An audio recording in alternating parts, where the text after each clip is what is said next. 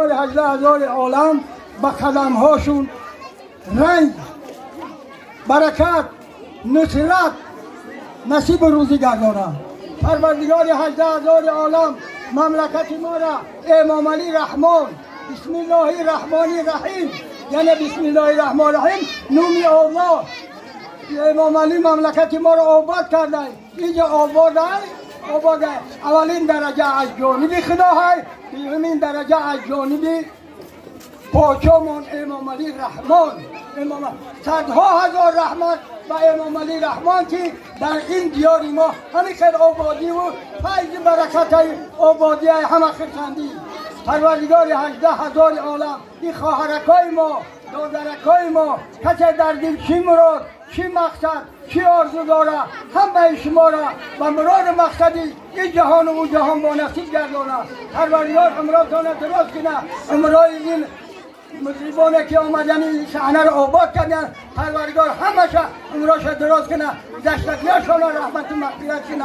یه پروردگار همه که ما گفته شدیم دیده و شنیده سادی. پروردگار 18,000 عالم ای ایمان خاری نکنی تمام. الله اکبر.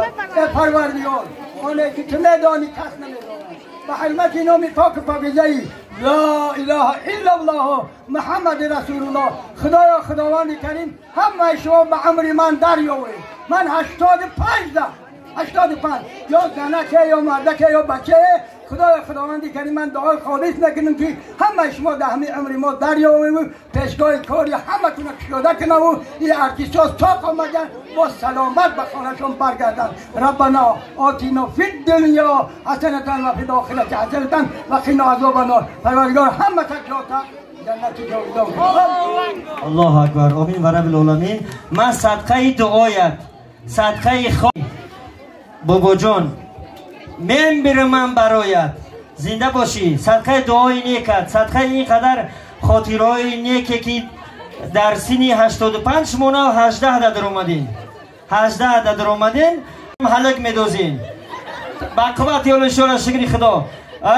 مسافر قدیم ما شکر خدا دویم باره و آخرین میکنیم در این خاندان در این حولی بسیار خاطرهای نیک داریم. شکر خدا همین خرسندی و اولش خیر در اول سخن گفتن بابای حاجی مقسمی بحردین که شکرانه تینجی و امانی این سلو سلای تاجیکستان شکرانه وطن آفتاب رویه بیشتاسا اگر تینجی و امانی باشد شعر و سرود می شود.